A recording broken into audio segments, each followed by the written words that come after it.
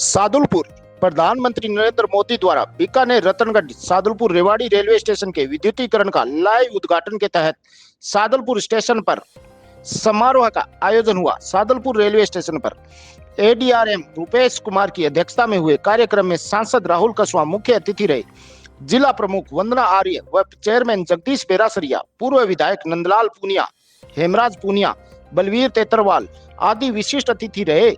Station पर बड़ी screen लगाकर कार्यक्रम को लाइव दिखाया गया। क्षेत्र के बड़ी संख्या में लोगों ने ताली बजाकर प्रधानमंत्री व मुख्यमंत्री के संबोधन को सुना। इस दौरान राहुल कसवा ने कहा, पहले मीटर गेज से ब्रॉड गेज, उसके बाद बदलिंग में आना है।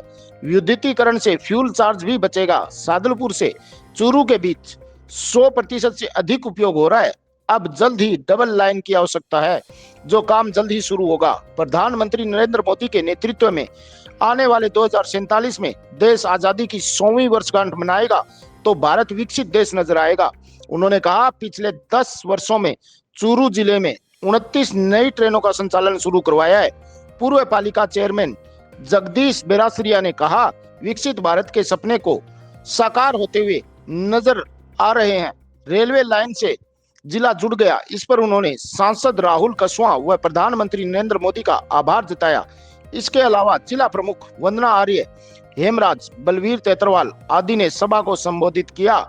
कार्यक्रम में महेंद्र स्टेशन मास्टर रतनगढ़ व महेश सांगिड ने देशभक्ति गानों की प्रस्तुति दी। कार्यक्रम का संचालन आनंद बाला सीटीआई चूरू ने किया।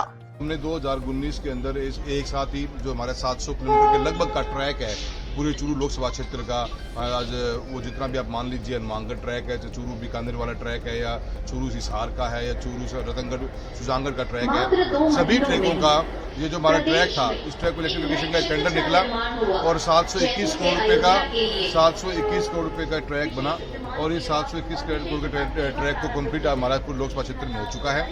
और आज देश के प्रधानमंत्री महोदय रेवाड़ी से लेकर बीकानेर तक के इस ट्रैक को पब्लिक एट लार्ज को इसको सौंपने जा रहे हैं। काफ़ी ट्रायल्स हो चुकी हैं, काफ़ी ट्रेनें चला के देख ली गई हैं।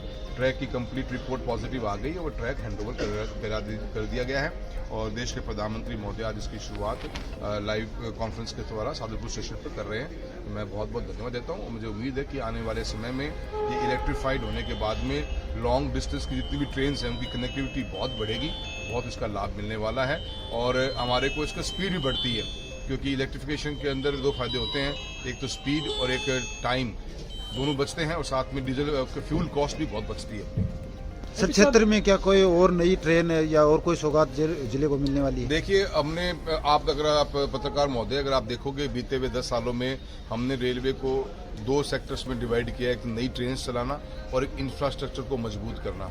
हमने नई ट्रेनों के रूप में 29 ट्रेनें चलाई हैं जो अपने आप में ऐतिहासिक है और इंफ्रास्ट्रक्चर को मजबूत करने का मतलब ये है कि हमारी लाइन, हमारा विद्युतीकरण हो जाए, अच्छे हमारे स्टेशंस बन जाएं, प्लेटफॉर्म्स के छोटे मोटे इशू वो हट जाएं, एफओबीज बन जाएं, फुट ओवर ब्रिज, अन्य को काम हुए हैं। हम हमारे पास क्या लॉन्ग डिस्टेंस की जब हम ट्रेन लेके आते हैं तो हमें को वॉशिंग लाइन चाहिए। वॉशिंग लाइन हमारे इस डिवीजन में बीकानेर में है, गंगानगर में है और हिसार में है। तीनों ही वॉशिंग लाइन कंप्लीटली ऑक्यूपाइड हो चुकी हैं, तो वहाँ पे लॉन्ग डिस्टेंस की ट्रेन को लाने के लिए हमें 6 घंटे का स्लॉट चाहिए होता है सर्विसिंग कराने का, वो स्लॉट मिलता नहीं है। इसलिए अभी नई वॉशिंग लाइन हमारी हनुमानगढ़ में बनके तैयार हो गई है और हनुमानगढ़ में ट्रेन का जो वॉशिंग लाइन तैयार हो जाएगी उसके बाद में हम और भी ट्रेनें चलाने में सक्षम हो जाएंगे। अभी हमने 29 ट्रेन चला ली और साथ ही साथ में हमारा ट्रैक भी बहुत यूटिलाइज हो रहा है। इसीलिए आपने देखा होगा सादुलपुर से चूरू और चूरू से रतनगढ़ के डबलिंग का काम भी हमारा चालू है। इसका टेंडर होने वाला है, उसका टेंडर हो चुका है।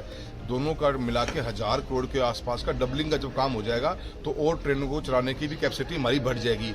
आज सादुलपुर से रतनगढ़ के बीच में हम 110% इस्तेमाल कर रहे हैं ट्रैक को, तो इन कुछ हमारे दिक्कतें इस चीज़ के अंदर आती है, इसलिए हम नई ट्रेन बढ़ा नहीं पा रहे हैं। बाकी रेलवे के सेक्टर में हमने बेहतरीन काम किया है। करीब 3500 करोड़ रुपए का काम इस लोकसभा क्षेत्र में बीते हुए 10 सालों के अंदर हुआ है नई ट्रेनों को छोड़कर। अगर उनको हम शामिल करते हैं तो मैं मानता हूं एक सांसद होने के नाते कि पूरी शेखावटी बेल्ट और राजस्थान के अंदर चूरू लोकसभा क्षेत्र में रेलवे के अंदर अच्छी कनेक्टिविटी बढ़ी है और हनुमानगढ़ की वॉशिंग लाइन ऑपरेशन होने के बाद में हमें और भी अच्छी लंबी दूरी की ट्रेनें मिलेंगी और कनेक्टिविटी हमारी और इम्प्रूव हो जाएगी।